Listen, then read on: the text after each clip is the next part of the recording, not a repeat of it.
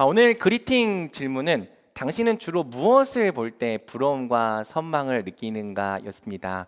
여러분 모두 다 솔직하게 대답해 주셔서 너무 감사한데 사람에 따라서 좀 기분이 나쁠 수도 있는 질문이라고 생각을 해요. 그런 말이 있잖아요. 부러우면 지는 거다. 그쵸? 누군가를 부러워한다는 것은 어떤 면에서 내 부족과 결핍, 연약함을 인정하는 일입니다. 내가 저 사람보다 좀 못하다라고 하는 것을 인정하는 일이라는 생각이 들 수 있는 거죠. 내가 제일 잘 나가. 니들이 뭔데 나를 평가해? 내가 짱이야. 짱 너무 오래된 말인가요? 이런 스웩을 멋지다라고 생각하는 오늘날의 가치관 속에서 이 부러움과 선망이라고 하는 감정은 어쩌면 있어서는 안 될 감정처럼 여겨지고 있을지도 모릅니다. 부러우면 지는 거다라는 이 말처럼 마치 내 패배와 항복을 인정하는 수치스러운 감정처럼 느껴질 수 있다는 거죠.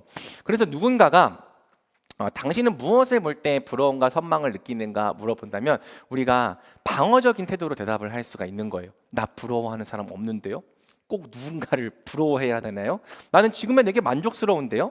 뭐 그렇게 대답한다면 그것도 인정을 합니다. 원래 그 반박할 경우에는 당신의 말이 맞는 거기 때문에. 하지만 만약 우리가 조금만 방어적인 태도를 내려놓고 자신에게 솔직해진다면은 살면서 부러움을 느낀 적이 한 번도 없다라고 말할 수는 없을 거예요. 왜? 부러움은 내가 느끼려고 해서 느끼는 것이 아니라 나도 모르게 느껴지는 거거든요. 내가 정말 바라고 원하는 것이 바로 저기에 있는 것을 볼 때 우리는 자기도 모르는 사이에 어느 순간 부러움이라는 감정을 느끼는 겁니다. 그 오해하지 말 것은 이 부러움과 선망이라는 감정 자체가 나쁘거나 부정적인 감정은 아니라는 거예요. 사실 우리는 무언가를 항상 부러워하고 선망하도록 창조되었죠. 그 부러움과 선망의 궁극적인 표대가 바로 하나님이시고요. 그러니까 중요한 것은요, 부러움과 선망을 느끼냐 안 느끼냐보다는 내가 대체 무엇으로부터 부러움과 선망을 느끼는가라고 할 수 있습니다. 우리는 내가 부러워하는 것을 다른 사람도 똑같이 부러워할 거라고 생각하지만 의외로 사람마다 각각 부러움과 선망을 누리는 대상이 느끼는 대상이 다르거든요. 어떤 사람은요 돈을 많이 버는 사람에게서 부러움을 느끼겠지만 어떤 사람은 돈을 좀 못 벌어도 자기가 진짜 하고 싶은 일을 하며 사는 사람을 볼 때 부러움을 느낄 수 있을 거예요. 물론 자기가 하고 싶은 일을 하면서 돈까지 많이 벌면 최고로 부럽나요? 자, 그리고 어떤 사람은요 주변에 친구가 많은 사람을 보며 부러움을 느끼겠지만 어떤 사람은 친구의 수는 많지 않아도 정말 찐친이라고 부를 수 있는 그런 베스트 프렌드가 곁에 있는 사람을 보며 부러워할 수 있습니다. 무슨 차이입니까? 가치의 차이라는 거죠. 내가 무엇을 진짜 가치 있다고 여기는가에 따라서 부러움과 선망의 대상이 달라지는 거예요. 예컨대 저는 사역자 생활을 시작한 이후로 대형교회 부목사님들을 부러워했던 적이 거의 없습니다. 그 많은 목사님들이 부러워하고 선망하거든요. 어떻게든 대형교회에 들어가고 싶어서 이렇게 아는 지인이 있다면 제발 나 좀 추천해달라 애원을 하기도 하고요. 하지만 저는 제 동기들 중에서도 대형교회 목사님들이 많이 있는데 그 동기들이 사는 이야기를 들을 때마다 사람이 어떻게 그렇게 사냐 늘 혀를 내두르며 질색을 합니다. 한 번도 그게 부럽게 느껴진 적이 없어요. 그리고 오히려 나는 절대 그렇게 못 살겠다. 야, 너 진짜 힘들게 사는구나. 너 힘들겠다. 이렇게 역으로 위로를 해 주었죠. 반면 크기는 작아도 교회를 개척해서 소신껏 목회를 해 나가시는 분들이 계신다면 저는 그게 늘 부러웠습니다. 왜? 제 가치는 늘 큰 것보다는 옳은 것에 더 있었기 때문이거든요. 크지는 않아도 성경이 말하는 진짜 옳은 가치들을 하나하나 추구하며 실현해 나가는 교회들을 볼 때 그런 교회들이 제 눈에는 그렇게 눈부셔 보였던 거예요. 그 선망이 커지다 못해 결국에 이렇게 개척을 하게 된 거고요. 제 은사 목사님이 너는 네가 하고 싶어서 하는 건데 사모는 무슨 죄냐 뭐 혼내시긴 했지만 어쨌든 그 부러움과 선망이 커지다 못해 결국에 이렇게 개척을 하게 되었죠. 오해는 하지 마세요. 대형교회 목사님들 나쁘다, 타락했다 그런 얘기는 아닙니다. 좋은 분들이 많고 모두 하나님 나라에 필요한 분들이시죠. 특히 거기 계신 분들이 저를 많이 불러주십니다. 그러니까 저한테는 감사한 분들인데 다만 가치의 차이가 선망의 대상을 다르게 한다는 것을 제 예시를 들어 설명한 거죠. 자, 여기 계신 분들도 편하고 좋은 교회들을 놔두고 굳이 이 불편한 개척교회에 왔다면 분명 이곳에 어떤 가치가 있기 때문일 거라고 저는 믿습니다. 바라기는 그럴 만한 가치가, 한번 왔는데 정말 많은 것들이 불편해도 또 오고 싶은 그런 가치가 우리 말씀에 심기는 교회에 있으면 좋겠습니다. 나는 무엇을 바라고 선망하는가를 살펴보면은 나는 무엇에 가치를 두며 살아가고 있는가를 우리는 확인할 수 있는 거죠. 자, 지난주에 우리는 시편 1편을 시작하면서 복이 있는 사람 아슈레에 관해 살펴보았습니다. 이 아슈레는요, 특징이 있다고 했죠. 내가 나를 향해 선언하는 것이 아니라 다른 사람이 항상 나를 향해 선언할 때 쓰는 말이다. 스스로 생각할 때 행복한 사람이 아니라 주변 사람들이 부러워하고 선망할 정도로 행복한 사람. 하랑아, 조금만 조용히 해줄래? 자, 궁극적으로는 하나님께서도 인정하시는 복된 사람을 의미한다고 했습니다. 우리 하나님 백성은 모두 아슈레로 부르심을 받았다고 했죠. 세상에 복이 되기 위하여서 우리는 모두 먼저 복이 되어야 하는 사명을 갖고 있는 거예요. 자, 시편 1편은 우리가 아슈레가 될지 아니면 그 반대가 될지가 인생의 시작점에서 무엇을 듣고 걷는지에 따라 결정된다고 했습니다.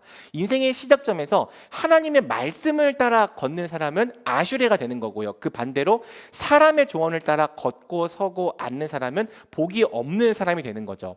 자, 구조적으로 볼 때 시편 1편은 총 3개의 연을 통해서 복이 있는 사람과 그렇지 않은 사람의 차이를 계속해서 대조해요. 이때 지난주에 봤던 1절과 2절이 인생의 시작점에 대해서 이야기를 한다면 3절과 4절은 그 인생이 지어져가는 과정을 보여주고요. 5절과 6절은 그 인생에 맞이하는 결말을 보여줍니다. 왜 하나님의 백성, 즉 하나님의 말씀을 따라 걷는 인생이 진짜 복이 있는 인생인가? 그는 어떤 면에서 세상에 부러워하고 선망할 만한 아슈레가 되는가? 이 남은 질문에 관한 답을 오늘 본문을 통해서 우리가 함께 살펴보려고 합니다. 자, 각각 사람의 조언과 하나님의 말씀을 따라 걸었던 사람은 이제 그 인생이 어떤 모습으로 지어지게 되었을까? 3절과 4절은 복이 있는 사람과 복이 없는 사람을 두 가지 이미지로 대조를 하고 있습니다. 바로 나무와 겨죠. 우리 함께 읽어보겠습니다. 시작. 그는 시냇가에 심은 나무가 계절에 따라 열매를 맺고 그 잎이 시들지 않는 것처럼 하는 일마다 모두 잘 되리라. 악인은 그렇지 않으니 그저 바람에 날려가는 겨와 같도다. 아멘. 우리말로는 잘 확인이 안 되지만 사실 이 나무와 겨에는 라임이 있습니다. 여러분 라임 뭔지 아시죠? 랩 좀 하시나요? 인터넷을 찾아보니까 한 중학생이 지은 시가 있더라고요. 이번 시험 1등하는 상상, 전교 1등의 위상, 하지만 그것은 몽상. 이 분위기 자, 사람도 몇 명 없는데 분위기까지 썰렁하게 만들어서 죄송합니다. 이런 식으로 시의 운율을 맞추는 것을 라임이라고 하잖아요. 이 3절과 4절에도 라임이 있습니다. 히브리어로 발음할 때 이 나무는 에츠, 또 겨는 모츠로 발음되거든요. 에츠와 모츠. 시냇가에 심긴 나는 에츠, 바람에 날리는 너는 모츠. 진짜 그 말할게요. 자, 에츠와 모츠. 그러니까 겨우 한 글자 차이지만 이 둘의 인생이 하늘과 땅만큼 다르다는 거죠. 대체 무엇이 어떻게 다른가? 이것을 우리가 함께 집중적으로 살펴보는 건데요. 3절을 잠깐 제쳐놓고 우리가 4절부터 함께 살펴보겠습니다. 자, 4절은 악인을 바람에 날리는 겨에 비유하죠. 여기서 말하는 악인은 우리가 지난주에 정의했던 것처럼 대놓고 누가 봐도 악한 일을 하며 사는 그런 사람들을 말하는 게 아닙니다. 제가 말했잖아요. 대놓고 악한 사람들, 막 검은 정장 입고 다니면서 목사들도 그런가? 아무튼 막 여기에 막 이상한 문신 그려져 있는 사람들이 야, 인생은 이렇게 살아야 돼. 그렇게 말한다면 그 말을 듣는 사람이 대체 어디 있겠냐고요. 멀쩡해 보이는 사람들, 누가 봤어 상식적인 사람들, 괜찮아 보이는 사람들이 말을 하니까 듣는 거잖아요. 여기서 말하는 악인은 대놓고 나쁜 짓을 하며 사는 사람들이 아니라 걷고 서고 앉는 사이클 속에 살아가는 사람들, 즉 사람의 조언을 따라서 자기 인생길을 결정하고 선택하며 사는 사람들을 의미한다고 했죠. 자, 본문은 이 사람들을 겨에 비유하는 거예요. 겨가 무엇인지 압니까? 곡식의 껍질. 안에 알곡이 없기 때문에 바람이 불면 쉽게 날아가는 이 곡식의 껍질의 이미지를 본문은 사용을 하고 있는 거죠. 그런데 저는 이 겨라고 하는 번역이 조금 아쉽다고 생각을 합니다. 사실 이 못즈는 겨 말고 쭉정이라고도 번역이 될 수 있는 단어이기 때문이죠. 같은 단어가 호세아 13장에서는 쭉정이라고 번역이 됩니다. 그래서 표준 세번역 성경은요, 아예 이 못즈를 쭉정이로 번역을 하고 있죠. 뭐 겨와 쭉정이 비슷한 것 같은데 뭐가 차이가 있냐? 뭐 저도 농사를 져본 적이 없으니까 잘은 모르는데요. 차이가 있다고 합니다. 자, 사진을 봤을 때 이 왼쪽이 겨고 오른쪽이 쭉정인데 맞게 골라왔길 바랍니다. 공통점은 둘 다 곡식의 껍질이라는 점이죠. 그런데 왜 곡식의 껍질이 되었는가가 다른 거예요. 겨는 멀쩡한 곡식 나달에서 벗겨낸 껍데기를 말합니다. 그러니까 원래 나달이 있었는데 이걸 타작해서 껍질이 되었으면 그게 뭐다? 겨다. 근데 쭉정이는요, 애초에 수확할 때부터 그 안에 알곡이 없었던 껍질을 말합니다. 그러니까 곡식이 영글었는데 처음부터 안에 알곡이 없는 상태로 영글었으면 그게 쭉정인 거죠. 차이가 이해돼요? 원래 알곡이 있었는데 타작해서 껍질이 됐으면 겨. 처음부터 알곡이 아예 없었으면 쭉정이. 키질을 하는 이유가 이 쭉정이를 걸러내기 위함이죠. 곡식을 키에 담아가지고 하늘 위로 딱 던지면 이 알곡은 무거우니까 다시 키 안으로 떨어지고 쭉정이는 가벼우니까 바람에 날려갈 거잖아요. 4절이 말하는 것이 바로 이 그림입니다. 아기는 마치 쭉정이와 같아서 키질을 당할 때 키 안으로 떨어지지 않고 바람에 날려간다. 이 말씀에는 적어도 두 가지 의미가 있는데 하나는 지금 바로 살펴볼 거고요. 다른 하나는 이따가 마지막 5절과 6절을 설명할 때 살펴볼 것입니다. 자, 일단 여기서는 악인이 쭉정이 같다는 사실에 주목을 해보겠습니다. 여러분, 쭉정이 같다는 게 대체 무슨 의미인가? 마치 그 안에 알곡이 있을 것처럼 생겼다는 뜻이죠. 사진을 보니까 알겠지만 쭉정이는 눈으로 볼 때 이게 알곡인지 쭉정인지 구분이 돼요, 안 돼요? 잘 안 된다는 특징이 있습니다. 언뜻 보기에는 멀쩡한 알곡처럼 생겼어요. 직접 만져보기 전까지는 누가 봐도 그 안에 튼실한 알곡이 있을 것처럼 생겼다고요. 하지만 막상 만져보면 쭉정이 안에는 알곡이 없죠. 마치 알곡이 있을 것처럼 번지르하게 생겼는데 사실은 알곡이 없다는 것이 쭉정이의 반전입니다. 4절은 사람의 조언을 따라 사는 사람들이 바로 이와 같다고 말하는 거죠. 당연히 알곡처럼 생겼고 누가 봐도 그 안에 튼실한 알곡이 있을 것처럼 생겼는데 사실은 껍데기뿐인 쭉정이, 그게 악인들이다, 성경은 말하는 거예요. 자, 지난주에 보았지만 만일 우리가 사람의 조언을 따라 걷는다면 우리는 반드시 사람들이 다 가는 그 넓은 길로 가게 될 것입니다. 그리고 그 길은 생각보다 그렇게 나쁘거나 악해 보이는 길이 아니죠. 도리어 세상이 행복을 위해 꼭 필요하다고 강조하는 수많은 것들을 더 많이 소유하게 되는 길일지도 모릅니다. 그래서 언뜻 보기에는 세상 사람들이 다 가는 그 길이야말로 정말 알곡처럼 사는 인생으로 보일 수 있는 거예요. 자, 그런 말을 하잖아요. 학생 때는 모든 걸 다 뒷전으로 밀어놓고 대학 입시에만 집중해야 한다. 이 말대로 하면 우린 남들보다 좀 더 좋은 대학에 들어갈지도 모릅니다. 왜? 어쨌든 남들보다 공부를 더 했으니까요. 콩 심은 데 콩 나고 또 팥 심은 데 팥 나는 거죠. 사람의 조언에도 당연히 일리는 존재합니다.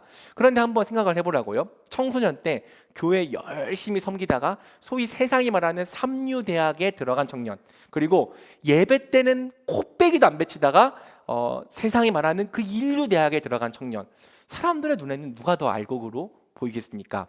세상은, 아니 심지어 교회마저도 누구를 향해 박수를 쳐주겠습니까? 적어도 교회만큼은 그 전자의 청년에게 박수를 쳐줘야 될 것 같지만 현실은 그렇지 않죠. 세상과 교회 모두 후자의 청년에게 박수를 쳐줍니다. 그동안 교회를 잘 나왔는지 안 나왔는지가 뭐가 중요해요? 신앙이 있었는지 없었는지가 뭐가 중요합니까? S대에 갔는데 그 예전에 수능 만점자가 교회 다녔다는 이유로 그 친구가 교회를 잘 나갔는지 안 나갔는지 그런 것도 확인도 안 해본 채 막 기독신문에서 야, 수능 만점자였는데 기독교인이었어, 막 이런 거를 막 대서특필하잖아요. S대에 들어간 순간 수많은 사람들에게서 부러움과 선망을 사는 거죠. 야, 뭐 집사님 아들이 딸이 S대 가고 너무 좋겠네. 심지어 플래카드까지 거는 교회도 봤습니다. 반면 자기 자녀가 교회를 그렇게 사랑하며 섬겼어도 그저 좋은 대학에 들어가지 못했다는 이유로 고개를 못 들고 다니는 성도님들도 계신다고요. 다른 경우도 마찬가지죠. 대학생 때는 남들 놀 때에 최대한 스펙을 쌓아야 한다. 여러분, 이 말대로 하면 나중에 취업을 할 때 좀 더 유리할지도 모르죠. 적어도 매 방학 때마다 수련회 가고 기도하고 말씀 배웠던 사람보다는요. 대학부 시절에 한 형님이 저에게 이런 말을 해준 적이 있어요. 호경아, 내가 충고하는데 대학부 생활 너무 열심히 하지 마. 시간이 지나 보니까 다 부질이 없더라. 차라리 그 시간을 너를 발전시키는 데 사용해. 놀랐던 게 뭐냐면 그 형님이 사실 누구보다도 대학부를 열심히 섬겼던 형님이거든요. 청년부 회장이었다고요. 그런데 지원하는 회사마다 다 떨어지니까 현타가 온 겁니다. 믿음과 신앙에 밥 먹여주지 않는구나. 현실은 믿음과 신앙이 아니라 철저히 현실의 방법으로 살아야 하는구나. 물론 지금은 신앙 잘 회복하고 좋은 기업에 들어가고 또 결혼까지 해서 잘 살고 계시는데, 그때 그 순간에는 정말 신앙이 부질없구나라고 생각할 만큼 어려웠던 거죠. 뭐 그런 말도 있잖아요. 부자가 되려면 젊었을 때 종잣돈을 열심히 모아서 돈으로 돈을 벌어야 한다. 이 말대로 하면 우리는 나중에 남들보다 돈을 좀 더 벌지도 몰라요. 적어도 하나님 말씀대로 그 내가 가진 재정을 자꾸 남들과 나누고 또 누군가를 도와주려 했던 사람보다는 자기만을 위해서 모은 사람이 좀 더 많이 벌겠죠. 매번 사람들에게 자신의 것을 베풀고 나누었지만 여지껏 집 한 채 없는 사람이랑 남들에게 돈 한 번 쓴 적도 없지만 돈을 열심히 불려서 건물주가 된 사람이랑 세상은 누구를 더 부러워하고 누구를 더 알곡으로 보겠냐는 겁니다. 에이, 목사님, 왜 마치 한쪽만 선택할 수 있는 것처럼 자꾸 흑백 논리로 갑니까? 교회 열심히 섬기면서 좋은 대학 가면 되죠. 신앙생활 잘 하면서 돈도 많이 벌면 되죠. 저는 돈 많이 버는 사업가나 건물주가 돼서 헌금 많이 하는 게 꿈입니다. 뭐 그 말이 맞죠. 저도 여러분이 그렇게 되면 좋겠습니다. 건물주가 되어서 저희 말씀하신 네. 자, 아무튼 제발 그렇게 되어 주세요. 세상에서 어떤 성공을 이루는 것 자체가 죄는 아니니까요. 사람의 조언에도 일리는 있다고 했잖아요. 오히려 너무 신앙적인 눈으로만 이 세상을 바라보면서 현실 감각 없이 사는 게 문제가 되기도 하죠. 그러니까 신앙을 핑계로 일반 은총의 측면에서 열심히 해야 되는 책임을 방관한다면 우리는 그 방관의 책임을 물어야 하는 거예요. 하지만 언제까지 과연 우리가 계속해서 세상과 하나님 말씀 사이에서 양다리를 걸칠 수 있을까? 단언컨대 사람의 조언을 따르는 것과 하나님의 말씀을 따르는 것 사이에서 양립할 수 없는 순간이 인생에 한 번씩은 꼭 찾아옵니다. 그리고 사실은 그때가 바로 우리 믿음의 정체가 드러나는 순간이죠. 그때 과연 무엇을 선택한 사람이 세상의 부러움과 선망을 일으키는 사람이 될까? 정말 하나님의 말씀을 선택한 사람인가? 아닐걸요? 대부분 사람의 조언을 따라 선택했던 사람이 더 부러운 사람, 선망받는 사람이 될 확률이 높을 거라는 거예요. 2021년에 그 한국토지주택공사 LH 임직원들의 투기 사건이 터진 적이 있습니다. 토지주택공사 임직원이니까 어디가 어떻게 개발될지 다 알았을 거 아니에요. 이런 내부 정보를 가진 임직원들이 개발될 지역의 땅을 미리 사놓고 나무 같은 것들을 심어 놓은 다음에 보상금을 챙겼던 사건이 적발이 된 거죠. 1제곱미터, 그러니까 이 정도밖에 안 되는 이 1제곱미터당 나무를 25그루를 바다다다다 박아놓고 1000평당 약 10억 이상의 보상을 챙겼대요. 그리고 진짜 비싼 나무를 심어서 87억을 버신 분도 계시고요. 놀라운 건요, 이게 거의 수십 년간 이어져 온 LH의 암묵적인 관행이었다고 합니다. 많은 사람들이 LH에 입사하면 당연히 챙길 몫으로 생각했대요. 내부 고발자가 한 말입니다. 회사에서 받는 그 쥐꼬리만한 돈 얼마 되지도 않는데 이렇게라도 해야 우리가 좀 우리 몫을 챙기지 않겠냐? 이런 말들을 모두가 했던 거죠. 당연히 모든 직원이 다 그런 건 아니겠고 소수의 양심 없는 직원들이 그렇게 한 것이겠지만 어쨌든 이 사건으로 LH에 대한 이 신뢰가 한번 박살이 난 적이 있습니다. 근데 제가 궁금해져서 또 최근 기사를 찾아보니까 2024년 12월 거 투기 의혹이 있는 사람 중 48명 중에서 17명이 무혐의 처리가 됐고요. 재판에 넘겨진 31명 중에서 최종 판결 받은 사람은 현재까지도 13명. 그러니까 18명은 아직 처벌도 안 받았어요. 그다음에 그 중에서도 징역을 받은 사람은 4명밖에 안 됩니다. 48명 중에 4명만 징역, 나머지 9명은 벌금형. 여러분, 처벌이 겨우 이 정도라면 이거 해볼 만한 베팅 아니냐고요. 걸리지만 않으면 인생 역전인데 수십 년간 실제로 걸려왔던 사람이 손에 꼽을 정도인데 4명인데 4명. 만약 여러분에게도 이런 정보가 주어진다면 여러분은 거절할 수 있겠냐고요. 누구나 다 관행처럼 야, 다 하는 거야. 쟤도 하고 얘도 하는 거야. 다 그 관행처럼 그것으로 이득을 보는데 여러분은 나는 이것이 옳지 않기 때문에 이걸 안 할 거야. 거절할 수 있겠냐는 겁니다.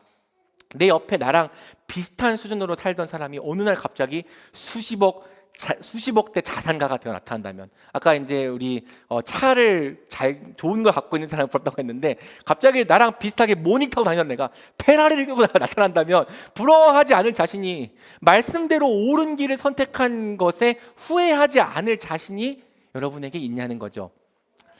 물론 사람의 조언이 다 이렇게 범죄에 연루되는 일은 아닙니다. 좀 극단적인 예시예요. 하지만 뭐 범죄에 연루되지 않고도 잘 되는 방법이 세상에는 많죠. 그리고 만약 우리가 그 조언들을 충실히 따르고, 근데 충실히 따를 뿐 아니라 그것대로 잘 된다면, 잘 풀린다면 우리는 세상이 필요하다고 말하는 대부분의 것들을 갖게 될지도 몰라요. 어쩌면 우리는 남들보다 이른 나이에 집도 갖고 차도 갖고 사회에서 인정받는 위치에 올라갈지도 모릅니다.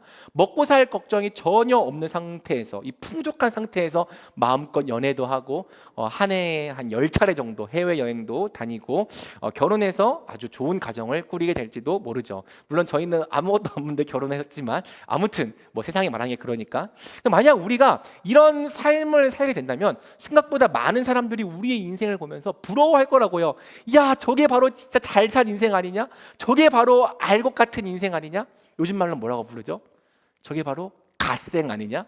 그렇게 부를 거라고요. 내 스스로도 그런 생각이 들지 않겠습니까? 야, 나 정도면 인생을 정말 잘 산 것 같아. 나 정도면 남들에게 인성에 대해서 막 이러쿵저러쿵 얘기할 자격이 있는 것 같아. 하지만 성경은 이처럼 사람의 조언을 따라 남들이 다 부러워할 만한 성공을 거둔 사람들에게 그들이 쭉정이일 수 있다라고 경고한단 말이죠. 도대체 왜? 껍데기는 화려하지만 정작 그 안에 가장 중요한 알곡이 빠져 있을 수 있기 때문입니다. 사랑하는 말씀이 여러분, 말씀이는 말씀에 심긴이란 뜻입니다. 본질을 조금만 더 깊이 생각해 볼게요. 사람들이 정말 갖기 원했던 게 진짜 물질이나 성공 그 자체일까?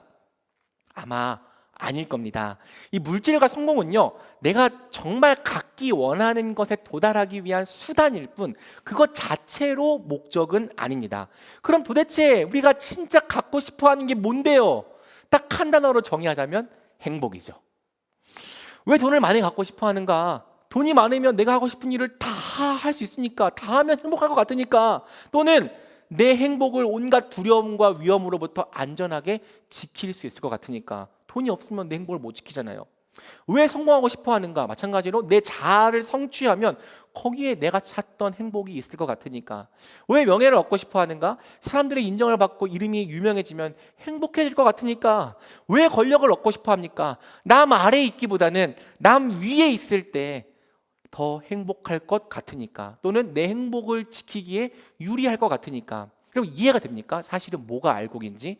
사람들이 진짜 갖고 싶어하는 알곡은요, 물론 그 이유는 조금씩 다를 수는 있겠지만 궁극적으로 다 행복이라고 말할 수 있는 거예요.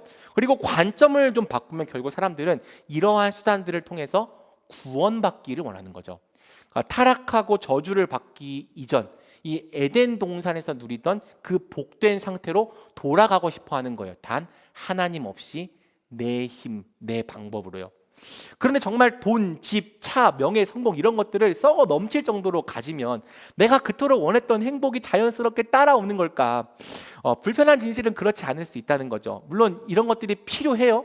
행복에 도움이 되는 것도 사실이지만 이것들을 가졌다고 해서 행복이 꼭 보장되는 것은 아니라는 사실입니다. 여러분, 이 명제에 대해서는 사실 별다른 논증이 필요 없죠. 여러분 중 대부분은 이제 막 대학에 입학한 20살이 아니라 뭐 여기 있지만 인생을 좀 경험해 본 사람들이잖아요. 30대 이상이잖아요. 지난주에도 언급했지만 대한민국에서 정신질환자가 가장 많은 동네가 최고의 부자 동네라고 불리우는 서울의 강남 3구입니다. 그들은 정말 돈이 모자라서 행복하지 못한 걸까? 죽을 때까지도 다 못 쓸 돈을 갖고도 매일을 지옥처럼 사는 사람들이 있다니까요. 사회적인 성공을 이룬 사람들이 행복하다면 사업가, 교수, 전문직 종사자들, 이런 사람들이 가장 행복해야 할 것 같지만 또 막상 그 사람들을 만나보면 또 그렇지 않죠. 사람들에게 인정받고 인기가 많은 사람이 행복하다면 연예인들이 제일 행복해야 할 것 같지만 잊혀질만 하면 늘 안타까운 소식이 들려옵니다. 권력을 잡은 사람들이 가장 행복하다면 TV에 나오는 그 정장 입고 여의도에 자주 등장하시는 분들이 가장 행복할 것 같지만 누구도 그 사람들을 보면서 와 정말 행복해 보인다 그렇게 생각하는 사람은 없습니다. 아 목사님은 우리가 행복해지는 걸 별로 원하지 않으시는구나. 세상에서 성공하고 잘 되는 것을 나쁘게 생각하시는구나. 여러분 진짜 아니라니까요. 잘 되고 성공하는 게 왜 나빠요? 여러분들이 잘 되면 좋겠습니다. 여러분에게 좋은 일이 생기면 옆에서 가장 축하해주고 축복해줄 사람이 저지. 너 좋은 일 생겼어? 지옥에 떨어질까 조심해. 뭐 제가 그런 말을 하겠냐고요. 제일 좋아해 준다니까요. 다만 우리가 정말 바라고 원하는 행복이 이런 껍데기들 안에 들어 있을 거라고 믿고 살아가고 있다면 그건 아닐 수 있다는 말씀을 드리는 거죠. 왜? 그게 진실이니까. 원래 그것 자체로는 좋은 것이지만 거기에 내가 원하는 구원이 있다고 믿고 거기에 기대를 할 때 우리에게 배신을 안겨주는 것이 우상의 본질이거든요. 겉으로 볼 때 누구나 다 부러워하고 선망하는 사람이 되었을지라도 정작 본인은 행복하지 않다면 그게 쭉정이 아니겠어요? 다 그렇게 껍데기 너무 화려한데 정말 그 안에 진짜 있어야 될 게 없어. 하지만 누구나 다 부러워할 만한 그 자리에 올라가 놓고도 인생의 평안과 기쁨이 없어서 나는 불행하다 스스로 불행하다 여기며 사는 사람들이 세상에 얼마나 많은지, 이런 불편한 진실을 우리가 어느 정도는 알고 있죠. 하지만 이 길을 왜 포기하지 못하냐? 이 사람도 저 사람도 다 이 길로 가고 있으니까요. 빨리 이 길을 따라가지 않으면 뒤처지지 않을까 불안한 거죠. 그래도 그러니까 저게 행복을 주지 못하는 건 나도 알지만 저것들이 있는 것이 없는 것보다는 더 낫지 않을까라고 하는 이 마음 때문에 선뜻 사람들이 말하는 그 길을 포기하거나 내려놓을 수 없는 거죠. 자, 반면 하나님의 말씀을 따르는 길은 또 말씀을 따라 걷는 사람은 왜 그리고 어떻게 행복한 길, 행복한 사람이 되는 걸까? 말씀을 따르는 길에는 우리가 정말 찾는 진짜 알곡이 있는 걸까? 자, 이제 잠깐 제쳐놓았던 3절로 우리가 돌아가 보겠습니다. 우리 3절 말씀을 한번 같이 읽어보겠습니다. 시작. 그는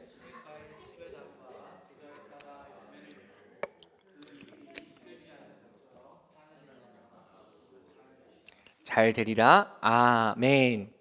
자, 3절은 하나님의 법을 주야로 묵상하는 사람을 엣즈, 시냇가에 심긴 나무로 묘사합니다. 나무가 시냇가에 심겼다면 당연히 잘 자라지 않겠습니까? 시냇가로부터 항상 물을 풍성히 공급받으니까요. 하나님의 말씀에 심긴 사람도 그렇다는 거죠. 말씀에 심긴 사람은 시냇가에 심긴 나무처럼 당연히 열매 맺고 하는 일마다 잘 될 거라고 성경은 말하는 거예요.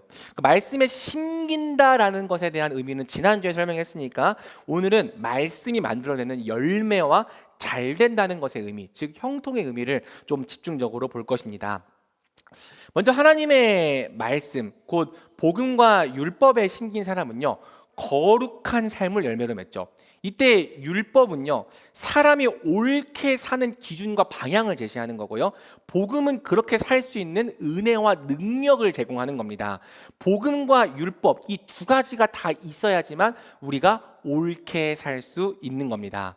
그런데 옳게 산다는 것이 대체 무엇일까? 좀 어려울 수 있는데 이 부분을 좀 잘 이해해야 됩니다. 오늘 설교 중에 제일 어려운 부분이에요. 한번 잘 따라와 주세요. 성경이 말하는 옳음의 기준은 항상 율법, 하나님의 법입니다. 중요한 것은 기준이 내가 아니라 하나님이라는 거예요. 내가 생각할 때 옳은 게 옳은 것이 아니라 사람을 창조하신 하나님께서 옳다고 선언하신 것이 성경이 말하는 옳음의 기준이고요. 그 옳음의 기준이 어디에 적혀 있냐? 율법에 적혀 있는 겁니다. 그리고 성경은 이렇게 율법에 부합하며 살아가는 그 옳음을 의라는 단어로 정의하는 거죠. 뭐라고 부른다고요? 의. 의는 옳다는 뜻이고요. 의로운 삶이란 결국 하나님의 율법에 순종하는 삶을 말하는 거죠. 물론 오늘날 우리가 하나님께 의롭게 여겨지는 것은 우리의 어떤 삶의 행위 때문이 아니라 예수 그리스도의 공로와 속죄 때문이지만 구원받은 하나님의 백성에게는 여전히 율법에 순종하는 의로운 삶이 요구가 되는 거예요. 우리는 구원을 받기 위해서 의롭게 사는 것이 아니라 구원을 받았기 때문에 의롭게 살아야 하는 거죠. 자, 그리고 이 의라는 개념의 본질은요, 항상 관계적인 옳음입니다. 그러니까 그냥 객관적으로만 옳은 게 아니라 어떤 대상이든지 우리가 그것과 관계를 맺고 있고 그것과 하나님이 보실 때 옳은 관계를 맺고 있을 때 성경은 그러한 관계적인 옳음을 의라고 부른다는 거죠. 성경이 말하는 바 하나님 나라의 본질은요, 의예요. 의. 옳은 관계와 그 옳은 관계에서 파생되는 평강과 기쁨입니다. 하나님의 나라는 먹고 마시는 것이 아니라 성령 안에서 의와 평강과 기쁨입니다. 그러니까 시편 1편의 개념으로 보자면 먹고 마시는 것이 이제 아까 우리가 봤던 돈, 물질, 성공, 명예 이런 껍데기들에 해당하는 거고요. 성령의 통치 안에서 누리는 의, 그 옳은 관계와 그 관계에서 파생되는 평강, 기쁨이 알곡에 해당하는 거죠. 이해가 됩니까? 자, 하나님이 창조하신 첫 세상은 모든 관계가 옳게 맺어져 있던 세상이었다라고 말할 수 있는 거예요. 어떤 관계가 옳았는가? 첫째는 하나님과의 관계가 옳은 거죠. 마음과 뜻과 힘을 다해 하나님을 사랑하는 가운데 하나님이 주시는 충만한 은혜와 복과 안식을 누리며 살아가는 관계. 관계가 올바르니까 우리가 하나님을 주인으로 섬기고 그분께 순종하니까 하나님께서 우리를 의롭게 보시는 거죠. 하나님과의 관계 속에 평강과 기쁨이 있는 거예요.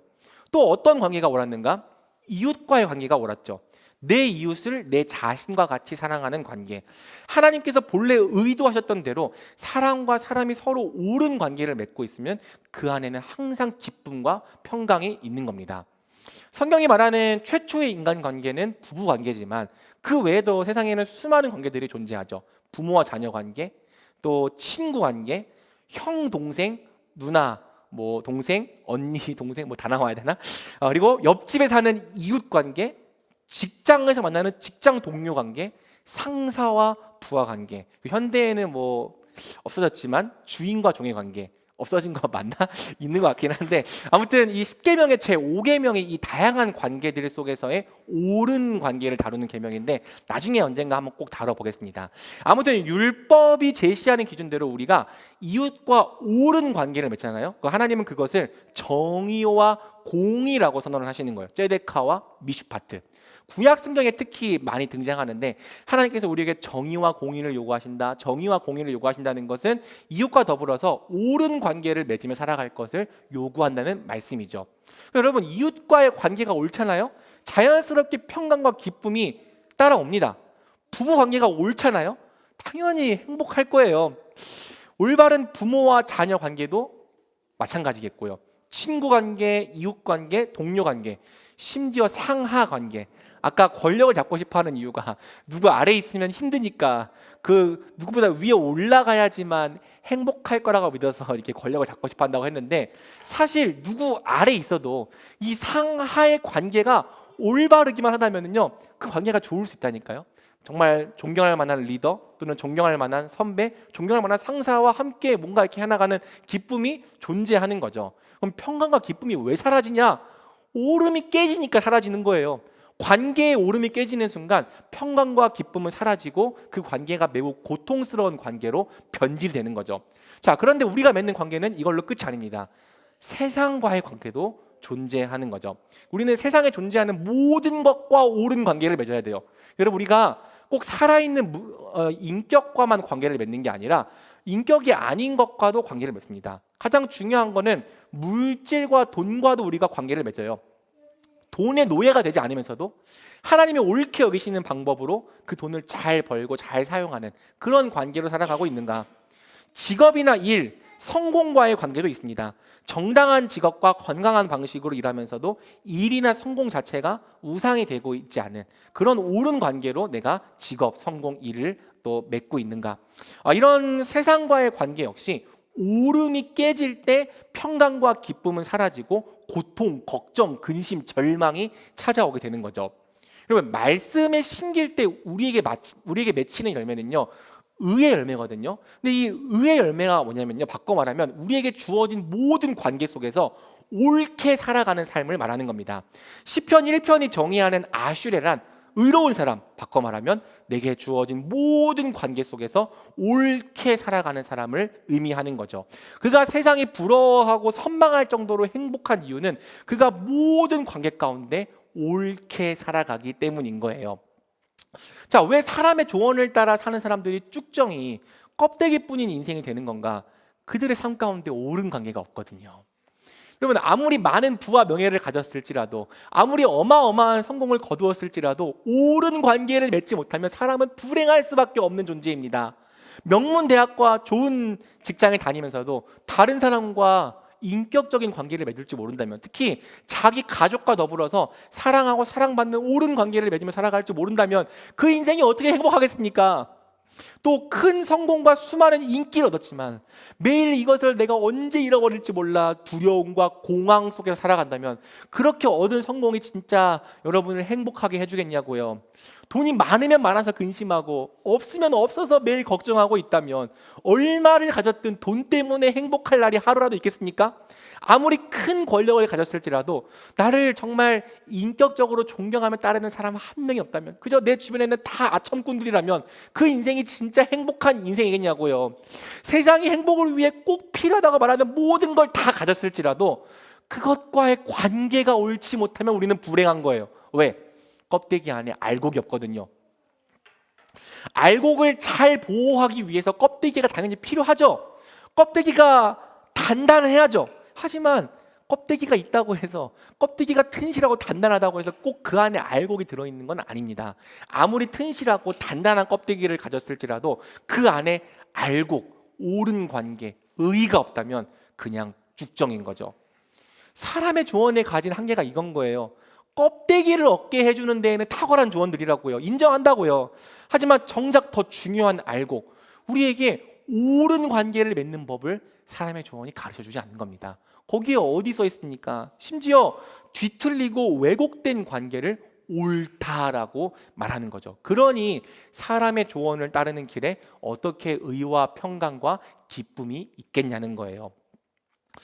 자, 반면 하나님의 말씀에 심긴 사람은 성경이 말하는 바 의의 열매를 맺죠. 내게 주어진 모든 관계 속에서 점점 옳은 삶을 살아가게 됩니다.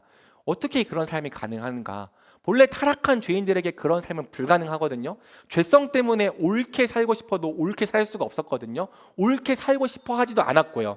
하지만 우리 주 예수 그리스도의 십자가, 부활의 능력이 이러한 의의 삶을 가능하게 하는 거예요. 그게 복음의 능력인 거예요.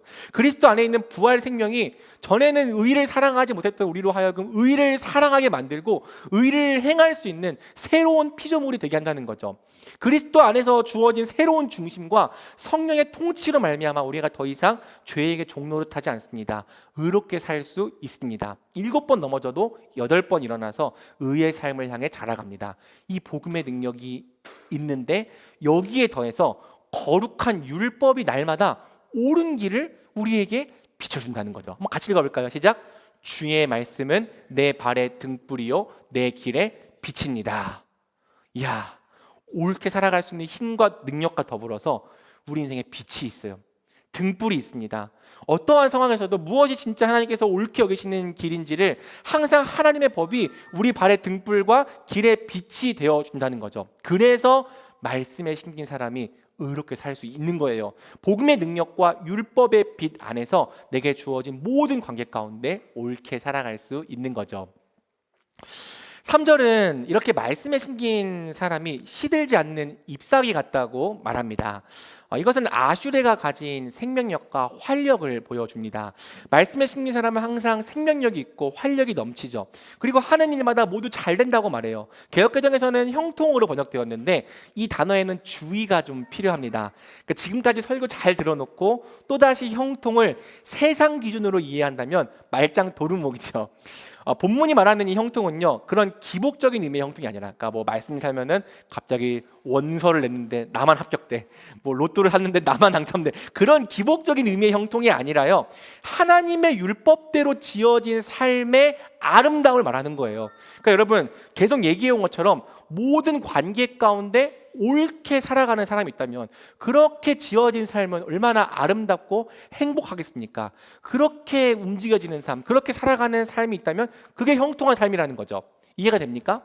자, 그리고 이것은 이제 위드처치의 장사나 목사님이라는 분의 설교를 듣다가 알게 된 사실인데요. 이 형통이라는 단어에 장애물을 뛰어넘다라는 뜻이 있다고 합니다. 실제로 찾아보니까 그런 의미가 있더라고요. 건너다, 돌파하다. 사무엘하 19장 18절에서 요단강을 밟고 건넜다고 할 때 그 건너다가 이 형통과 같은 단어예요. 그러면서 목사님이 이 그림을 보여주시더라고요. 자, 우리가 바라는 형통은 보통 위 그림의 형통이죠. 우리가 생각하는 형통은 이거예요. 삶에 아무 문제 없이 그냥 막 평탄하게 쫙 올라갔으면 좋겠습니다. 그런데 하나님께서 우리에게 주시겠다고 말씀하시는 형통은요, 위 그림이 아니라 아래 그림에 해당하죠. 어떤 형통이냐면요, 비록 이 고난과 역경이 찾아올지라도 그것을 하나님과 함께 돌파해내는 것, 하나님과 함께 뛰어 넘어가는 것, 극복해내는 것. 우리가 다 인생을 위에처럼 살면 좋겠지만 이렇게 사는 사람이 세상에 몇이나 되겠습니까? 우리 대부분 다 아래 같은 인생을 살아요. 살면서 셀 수 없는 고난과 시련을 만납니다. 이것은 믿는 사람이나 믿지 않는 사람이나 매한가지죠. 죄로 말미암아 저주받은 세상을 살면서 아무 문제 없이 평탄하게 살 수 있다 믿는 것은요, 아직도 환상을 버리지 못하고 세상을 알지 못하는 사고방식입니다. 하나님 믿어도요, 똑같이 고난과 환난 있습니다. 그런데 뭐가 다르냐? 돌파해내는 거죠. 뛰어넘는 거예요. 하나님의 손을 붙잡고 우리의 앞을 가로막는 장애물을 넘어서는 겁니다. 가장 대표적인 인물 누굽니까? 형통하면 떠오르는 인물 요셉 아닙니까? 요셉? 여러분, 요셉이 총리 되었을 때 형통하다고 하지 않았잖아요. 애굽의 노예로 팔려가고 심지어 감옥에 갇히는 그 순간에도 성경은 거기다가 형통이라는 단어를 갖다 붙이고 있잖아요. 어떻게 형통이라는 단어를 갖다 붙일 수 있습니까? 하지만 형통을 이렇게 이해한다면 가능한 거죠. 하나님과 함께 동행하는 가운데 어떠한 상황에서도 옳은 관계를 포기하지 않고 하나님과 함께 돌파해내는 것, 뛰어넘는 것, 하나님의 손을 붙잡고 모든 고난과 시련을 결국에는 극복해내는 것, 그런 의미에서라면 요셉은 감옥에 갇힐 때조차 형통했던 사람이죠. 실제로 하나님 백성의 진짜 아름다움은요, 아무 역경이 없을 때가 아니라 고난을 견디고 이겨나가는 그 모습 속에서 드러날 때가 훨씬 많은 거예요. 지난주에도 잠깐 언급했는데 이 하준 파파라는 사람이 있죠. 그러니까 원래도 이 사람이 유명했고 했는데 제가 이제 지난주에 셋째라고 잘못 얘기를 했는데 둘째더라고요. 둘째. 이 사람이 진짜 유명해지고 또 알려지게 된 것은 둘째 아이가 심장마비로 하늘나라에 간 후였습니다. 그러니까 둘째를 잃은 아픔에 크게 슬퍼하면서도 그 슬픔에 좌절하고 절망하는 상태로 끝내는 게 아니라 그리스도인으로서의 믿음과 소망으로 그것을 극복해 나가는 모습을 보여줄 때 세상이 감동한 거거든요. 비록 둘째가 세상을 떠난 것은 무척 가슴 아팠던 일이지만 성경적인 의미에서 본다면 이 사람은 둘째를 잃는 그 과정 속에서도 형통했던 거죠. 자, 그리고 2019년에 개봉했던 이 교회 오빠라는 다큐 영화도 마찬가지입니다. 보신 분이 있을지 모르겠는데 이 남편 이관희 집사님과 아내 오은주 집사님이 30대밖에 안 되는 너무나도 젊은 나이에 함께 암투병을 해나가는 모습을 다큐로 다룬 영화예요. 팩트만 보면 그냥 둘 다 암입니다. 남편은 대장암, 아내는 혈액암. 이 아내인 오은주 집사님은 다행히 치유가 되었지만 이관희 집사님은 결국 투병 중인 아내와 어린 딸을 남겨놓고 세상을 떠났습니다. 여러분, 이게 형통이에요? 잘 알려진 사실이지만 교회 오빠의 제작진은 전부 다 비기독교인이었다고 합니다. 감독님 이름이 저랑 같아요. 이호경 감독님. 네, 호경. 흔하지 않은 이름인데 이 영화를 찍게 된 이유가 뭐냐면요, 자기 누나가 암투병으로 세상을 먼저 떠났기 때문이래요. 그리고 이 암 환자 커뮤니티에서 이 부부의 사연과 소식을 알게 되어서 취재를 시작하게 된 거라고 합니다. 감독은요, 개인적으로 이 질문의 답을 꼭 찾고 싶었대요. 당신은 왜 더 살아야 합니까? 그런데 이 이관희 집사님께서, 고 이관희 집사님께서 이렇게 답을 해주셨다고 합니다. 지금까지 살아온 삶이 너무 서툴고 부족했기 때문에 단 하루라도 더 온전하고 충실한 삶을 살고 싶어서 나는 하루라도 더 살아야겠습니다. 내가 더 살아야 하는 이유는 정말 죽음이 두려워서가 아니라 단 하루라도 그리스도인답게 살아보고 싶어서, 단 하루라도 더 하나님이 기뻐하시는 온전한 모습으로 살아보고 싶어서. 관점 자체가 다르죠. 이 대답에 감독이 충격을 받았대요. 야, 어떻게 이런 대답을 하는 사람이 세상에 존재할 수 있을까? 여러분, 세상의 기준으로 봤을 때 이 부분은요, 누구보다 불행한 사람이에요. 예? 그런데 하나님의 눈으로 봤을 때 이 부분은요, 믿지 않는 사람마저 아름답고 고상하다고 여길 만큼 형통했죠. 왜? 이 사람들은요, 죽음과도 옳은 관계를 맺었거든요. 요셉으로부터 시작해서 오늘날에 이르기까지 이런 진짜 형통함, 세상이 흉내낼 수 없는 진짜 형통함을 보여줬던 사람들이 하나님 나라에는 많았던 거예요. 비록 고난이 있었을지라도 그리스도인 특유의 믿음과 소망, 활력으로 그것을 극복해 나가는 진짜 형통을 보여줄 때 세상이 우리를 선망하는 겁니다. 돈 많고 차 좋은 거 갖고 그것 때문에 선망하는 게 아니고요, 이러한 형통을 보여줄 때 이야, 저런 사람들이 세상에 존재하는구나 부러워한다고요. 왜? 그것은 껍데기를 아무리 많이 가져도 도무지 얻을 수 없는 진짜 열매, 진짜 알곡이거든요. 자, 마지막으로 말씀에 심기인 사람이 진짜 아슈레인 이유는 인생의 결말에 해당하는 5절과 6절에서 밝혀집니다. 우리 5절과 6절을 함께 읽어보겠습니다. 시작. 그러므로 악인들은 심판을 견디지 못하며 죄인들은 의인의 모임에 참석하지 못하리라. 의인의 길은 여호와께서 보호하시나 악인의 길은 망하리라. 아까 악인이 바람에 날리는 쭉정이 같다는 말씀에 두 번째 의미가 있다고 했잖아요. 그 의미가 여기서 등장합니다. 악인들은 심판을 견디지 못하며 죄인들은 의인의 모임에 참석하지 못하리라. 키질을 당할 때 다시 키 안으로 떨어지지 못하고 바람에 날려갔다는 게 결국 이 의미인 거죠. 심판을 견디지 못했다. 의인의 모임에 들지 못했다. 사람의 조언이 가진 궁극적인 한계는요, 바로 우리를 하나님과 옳은 관계로 맺어주지 못한다는 거예요. 여러분, 사실 사람의 조언에도요, 옳은 관계에 도움을 주는 조언들이 꽤 많습니다. 안 믿는 사람들이 하는 조언이라고 다 돈이 최고야, 성공이 최고야, 그런 말만 하는 건 아니잖아요. 새겨 들어야 될 조언들도 많아요. 부모님 잘 챙겨라, 형제들을 잘 돌봐라, 인사 잘하고, 늘 다른 사람 먼저 배려하라, 과유불급이다, 돈은 있다가도 없는 것이니 너무 돈에 매이지 말아라, 늘 가진 것에 만족하며 살아라. 안 믿는 사람도 이 정도 조언은 하고요, 다른 종교도 이 정도 조언은 합니다. 하나님이 주신 일반 은총이 있기 때문에 사람의 조언 속에도 관계를 옳게 유지하기 위한 건강한 조언들이 분명히 존재하죠. 하지만 사람의 조언 중 그 어떤 조언 속에도 창조주 하나님과의 관계를 옳게 해주는 조언은 존재하지 않는 거예요. 어떻게 그분과 화해할 수 있는지, 어떻게 우리 인생이 그분을 기쁘게 할 수 있는지, 어떻게 우리가 그분과 겸손히 동행할 수 있는지 가르쳐주는 조언은 없는 거죠. 이게 사람의 조언이 가진 한계입니다. 성경 외에는 그 어떤 것도 우리를 하나님과 올바른 관계로 인도해 주지 않습니다. 그래서 그렇게 살았던 인생의 마지막 날에 어떤 일이 벌어지냐면요, 그들이 악인으로 정죄를 받고 심판을 받게 될 거라고 성경은 말하는 거예요. 하나님은 그분과 옳은 관계를 맺지 않았던 사람들, 오히려 하나님께서 악하게 여기시는 이 조언을 따라 살았던 사람들을 심판하실 겁니다. 그들을 죄인으로 정죄하시고 악인들을 위해 예비된 영원한 불 속으로 던지실 것입니다. 그 결과 악인들은 모두 망하게 된다고 성경은 말하죠. 자, 반면 하나님은 그분의 말씀에 신겨 살았던 사람들을 향해 의인이라고 선언하세요. 이 의인들의 모임이 히브리어로 에다, 교회입니다. 그리고 궁극적으로 6절은 우리에게 이렇게 말하는 거죠. 개역개정 버전으로 한번 읽어볼게요. 한번 같이 시작. 무릇 의인들의 길은 여호와께서 인정하시나. 여러분, 하나님, 네, 우리 둘째 아들 사랑해 주시면 감사하겠습니다. 자, 하나님 말씀에 신겨 살았던 사람이 아슈레인 궁극적인 이유가 바로 여기에 있습니다. 하나님께서 우리의 인생을 마지막 날에 인정하신다.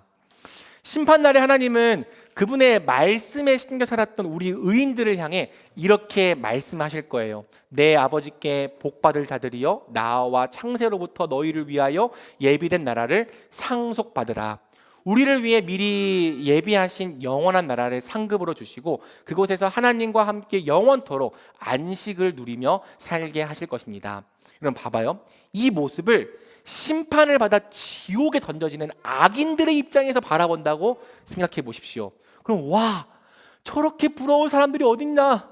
우리는 이렇게 망해서 지옥으로 떨어지는데 저 사람들은 천국문으로 들어가네?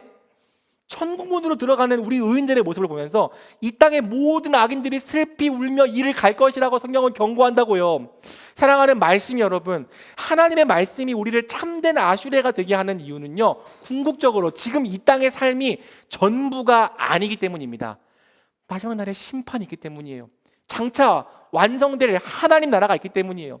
그렇기 때문에 혹 이 땅에서 부명예 좋은 것들을 엄청 많이 누리지 못했을지라도 그가 말씀에 심겨 있었다면 그는 아슈레일 수밖에 없는 거죠. 왜? 그에게는 장차 영원히 썩지 않는 영생과 부활, 하나님 나라가 주어질 거니까요. 반면 이 땅에서 좋은 것 다 가지고 다 누렸을지라도 그가 말씀에 심겨있지 않았다면 그는 누구보다 불행한 사람일 수밖에 없는 겁니다. 왜? 그가 마지막 날 심판 때 의해서 악인으로 정죄되고 영벌에 처해질 테니까요. 예수님 말씀하신 부자와 나사로의 이야기를 기억하십시오. 그 둘 중 누가 진짜 복된 사람이었는지. 우리가 진짜 행복한 사람이라는 것은요, 이 땅을 살아갈 때도 일부 드러나는 거지만 궁극적으로는 천국문을 열고 들어가는 그 순간에 가장 찬란하게 빛나는 겁니다. 그 순간에는 모두가 우리를 부러워할 거예요. 악인도 하늘에 있는 천사도 보좌에 앉으신 삼위 하나님도 우리를 향해서 네가 아슈레다, 행복한 사람이다 인정할 것입니다. 말씀 맺겠습니다. 지금까지 시편 1편이 말하는 복이 있는 사람과 그렇지 않은 사람을 철저히 뜯어보고 대조해 봤습니다. 이제 여러분에게 물어볼게요. 여러분의 눈에는 이 둘 중 어떤 사람이 더 부러워 보입니까? 어떤 삶을 향해 더 선망하는 마음이 생깁니까? 저는 하나님의 말씀에 심긴 사람들이 부럽습니다. 복음의 능력과 거룩한 율법으로 의롭게 사는 사람들이 부러워요. 주어진 모든 관계 속에서 하나님의 의를 실현하면서 의와 평강과 기쁨을 누리는 사람들이 부럽습니다. 고난이 찾아올지라도 그것을 하나님과 함께 극복해내고 뛰어넘어가는 사람들이 부럽습니다. 궁극적으로는 마지막 날 하나님께 인정받을 사람들, 영생을 상속받을 사람들이 너무나도 부럽습니다. 그러한 복을 얻기 위하여 저는 바로 오늘 이 순간부터 하나님의 말씀에 심겨 살아가려고 합니다. 여러분은 어떤 사람이 부럽습니까? 어떤 삶을 선망합니까? 만약 여러분이 선망하는 바가 저와 같다면 우리 같은 길로 걸어가면 좋겠습니다. 날마다 함께 말씀에 심기는 자들이 되어 갑시다. 이것이 우리가 말씀에 심기는 교회인 이유입니다. 아멘.